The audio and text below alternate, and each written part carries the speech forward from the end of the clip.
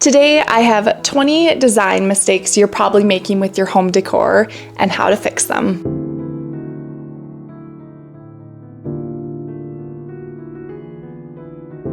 Hello and welcome back to my channel. If you're new here, my name's Danielle. I love all things home, interior design, decorating, organization, things like that. If any of that sounds of value to you, please consider subscribing. I would love to have you. First things first, your rugs are not to scale. This is probably the number one thing that you'll see in a space that is poorly designed. And it usually comes down to rugs are expensive. In order to frame a space appropriately, you need to get typically pretty large rugs. For example, in our living room, we have a huge sectional sofa and a large square coffee table. And in order to bank that furniture set, I needed to go with a 9x12 rug. And I probably could have gone even a little bit bigger, but as soon as you jump from that 8 to 10 range up to the 9 to 12, the price does increase pretty drastically. Spend a little bit more money, it makes a huge impact.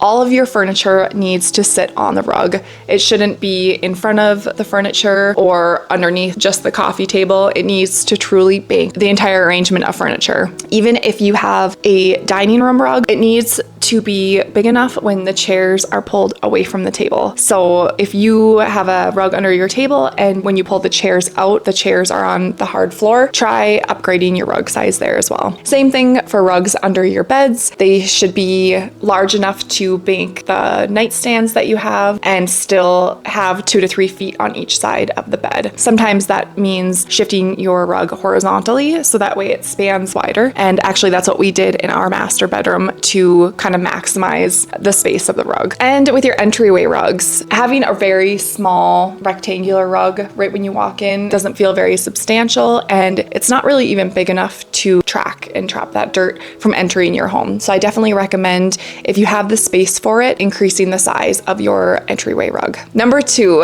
and I am guilty of this as a mom of 3, ignoring your family's needs. There has been so many projects that I've done around my home where I get done with it and we live with it for 6 months and I quickly realize, no, this is not practical for a young growing family's needs. So really be intentional about how you are decorating your space. Don't get a white sofa if you have a black dog and kids. It's not practical. I quickly realized this when I thought it would be a good idea to buy these beautiful linen upholstered chairs to go with our dining room table. I have 2 little boys and it was just not practical. Fingerprints everywhere, and I was constantly having to clean them. It was a nightmare. I swapped those, I sold those, and then I ended up getting just full wood. They're still beautiful, they're still nice quality, and they tie in the decor of my home, but they're way more practical for this season of life for me. Even down to your bedding. If you're the kind of person that allows your animals to be in bed with you, don't go with white linens. I'm guilty of this as well. Our St. Bernard that we have currently, she's not allowed on furniture, but we did have a male St. Bernard in the past, and he was always invited up onto the furniture, and I had white everything, and he always had muddy paws and shed, and it was just a nightmare. Anyways, I digress.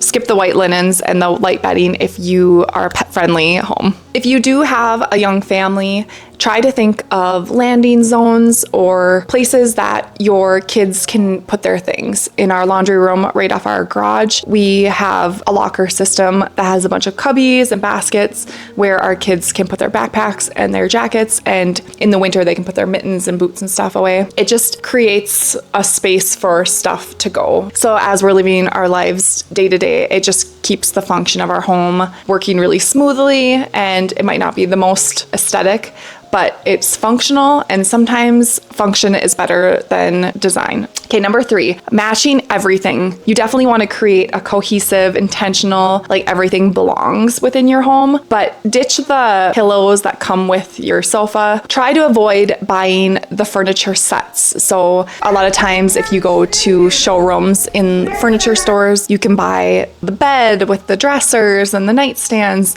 I would skip that. I would, buy a bed separately easy. Wayfair is a really good resource for buying your furniture pieces, whether it's dressers, nightstands, things like that. Amazon has a great selection too for a really affordable price. But really try to break away from buying things in sets. It instantly dates your house. Even though these pieces are beautiful, it can instantly kind of cheapen the overall aesthetic of your space, because having a beautifully curated home doesn't mean that everything has to be right off of a showroom floor. Kind of curating your home based on your personality, even if you're thrifting some things to bring some new elements into your house. Just try to skip the matchy-matchy. Number 4, on the other end of things, nothing matches. You have a blue theme in your living room, and in your kitchen, it's all red theme.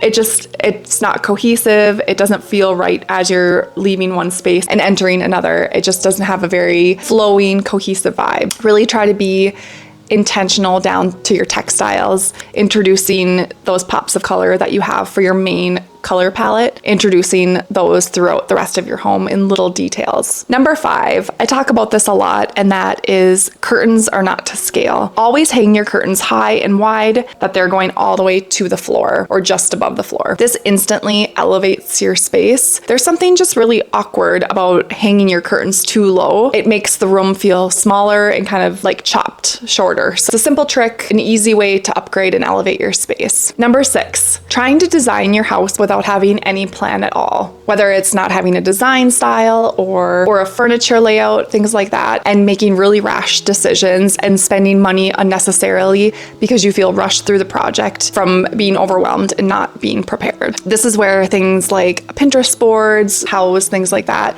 draw inspiration from there to get a plan of what you want your overall space to feel like. And number 7 is not figuring out your design style. I don't like being put in a box. So while I do have kind of more of a traditional style, I also really like coastal elements, and I tend to be minimal-ish. For me, that looked like just drawing inspiration from my own Pinterest boards and figuring out what am I drawn to in each of these rooms? What is the cohesive element that I'm seeing consistently in all these pictures that I'm curating between all these Pinterest boards? You know, I saw blues and pinks and light woods and really earthy, airy rooms with pops of green and flowers, and that is my style to a T. Number 8, having mismatched design styles. There is some rules to design. I feel like you can kind of marry some designs. It looks intentional and it really works well, but it's more when you're mix matching too many polar opposites. You know, you really like the traditional kind of scrolly vintage things, but then all of your furniture is very modern and boxy and straight lined. And then you have some mid-century modern elements in there where it's a little bit more minimalist, and it can just feel very busy and unintentional, and it doesn't really give your eye a nice place to land. Number 9, trying to pick your paint color off those tiny little swatches in the store. If you can, buy a sample of the paint that you think you like and paint a decent size area in your space. You want to see what kind of lighting in your home makes this paint look like. You can have a beautiful paint color in the store lighting, and then you bring it home to your lighting in your room or the natural lighting that comes in, and it can be either way too cool toned, way too warm toned, too dark, too light. I recommend spending a little bit just to get some samples up on your wall. Especially me being a more visual person, I need to see something in a grander scale than just a tiny little swatch. Number 10, having your artwork and wall decor not to scale with the size walls that you have. This is really common because we have these big walls and then you see tiny little pictures or a piece of artwork that is either too big for the wall or too small for the wall. And also just hanging your artwork or photos in awkward groupings, too far apart, too close together. Our eye is more drawn to odd numbers in design. Think groups of 3 or wall galleries of 6, and try to keep your artwork about 2 inches apart if you're doing a gallery wall. Number 11, rushing the process. It is way too easy to feel like you have to furnish and decorate your entire space as fast as you can, just because in today's age, we're used to that instant gratification. We're able to go on Amazon, find something we like, add to cart, and it's here in a day or 2.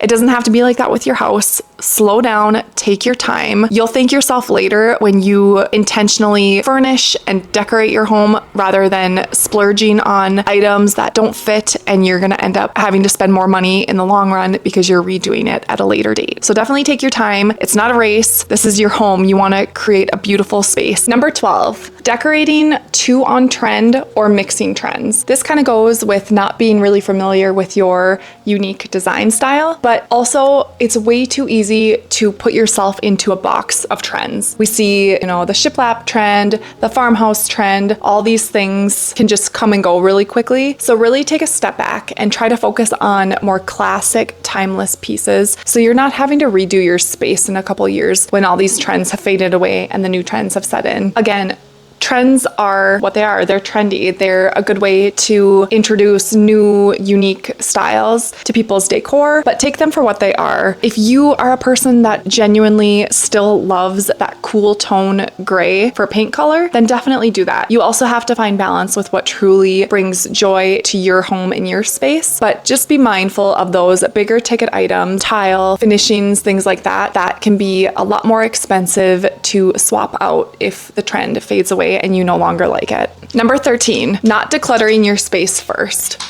I feel like sometimes all we truly need is just a declutter in our space because we're feeling overwhelmed and our space is feeling a little chaotic. You'd be surprised how much better your environment can feel just by decluttering. And anytime you're gonna start a design project, it's best just to declutter anyways. You don't want to be designing a space when you have tons of clutter. Really just try to clear as much as you possibly can before you start figuring out how you're gonna design your space. Number 14, too many small trinkets or items. This can easily start to feel like a thrift store, like a secondhand store.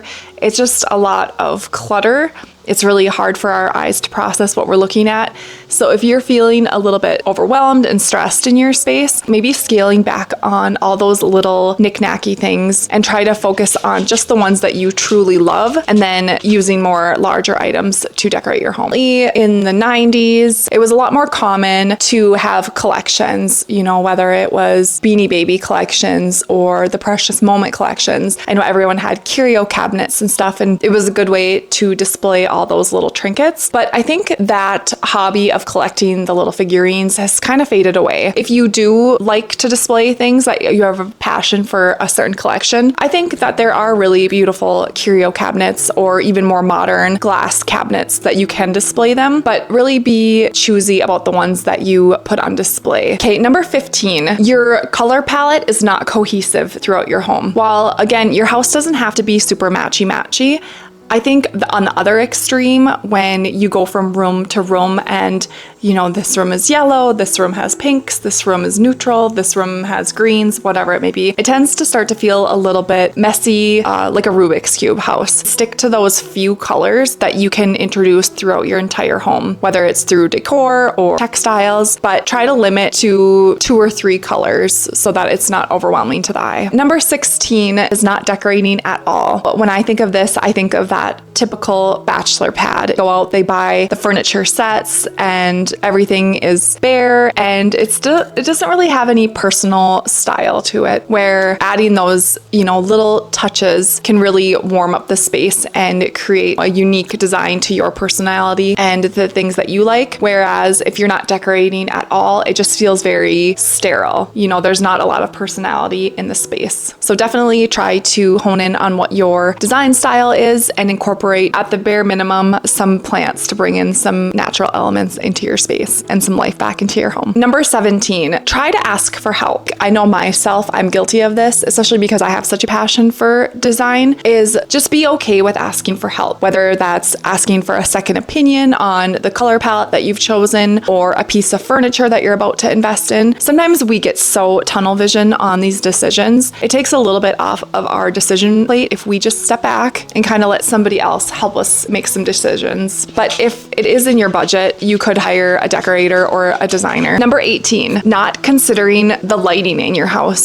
So especially in new builds or older homes, it was really common to see like the boob light or whatever, just like the builder grade light, the recess lights. And while I feel like there is a time and a place for them, it's such an easy way to elevate your space. And truly, you can find some pretty inexpensive lighting fixtures that you can easily swap out yourself. The lighting that you choose, try to have it cohesive with your design style. If your style is very traditional and you're drawn to like the really curved, ornate, scrolly details, don't go with a lantern that's like farmhouse style. The lines are too straight. It's just gonna clash with your overall design style. Again, I have a little bit of the traditional side, and I love chandeliers, like a traditional Candlebras style chandelier. I think it's so timeless and beautiful. And if I had it my way, I would have probably had 15 chandeliers in my home, but me and my husband had to compromise. Just truly take the time to study pictures once you have narrowed down your design style and focus on the lighting that they're using in the spaces that are similar to what you like. It makes a huge difference. It's just an easy way to add a little bit of icing or jewelry to your home. Number 19, not having variety in your home, whether that's mixing metals or mixing old with new, different textures, heights of furniture. This is a really fun way to add your personality into your home. If you like pops of color, you could do an accent chair or, bright, vibrant pillows on your couch just to bring that personality and color scheme into your design. Also, don't be afraid of thinking outside the box for this. A nightstand doesn't have to be a nightstand. A dresser doesn't have to be a dresser. You could easily repurpose, furniture that's intended for a certain use and use it somewhere else in your home. A nice pretty dresser could be an entryway table, and you'd be surprised how many nice pieces that you could find at your local thrift shop or even Facebook Marketplace. I know for us, I have a beautiful antique buffet we got for $100 because somebody just didn't see the value in it and they just needed it gone. And to this day, 8 years later, since when we moved into our new home, I still love that piece every single day. So one man's trash is another man's treasure. Really don't underestimate kind of repurposing things and thinking outside the box for what a furniture piece could be in your home. Last but not least, number 20, lack of personality. So I've kind of said this through multiple tips. While there is some rules in design, at the end of the day, you don't want to walk into a cookie cutter house that's copied right off of a Pinterest board. You want to curate your house that's very specific to you, whether that's adding in really abstract artwork and vibrant colors, or maybe you're a very minimal person. You really like simplicity. Maybe you're a more Scandinavian style where everything is very low profile and clean lines, and the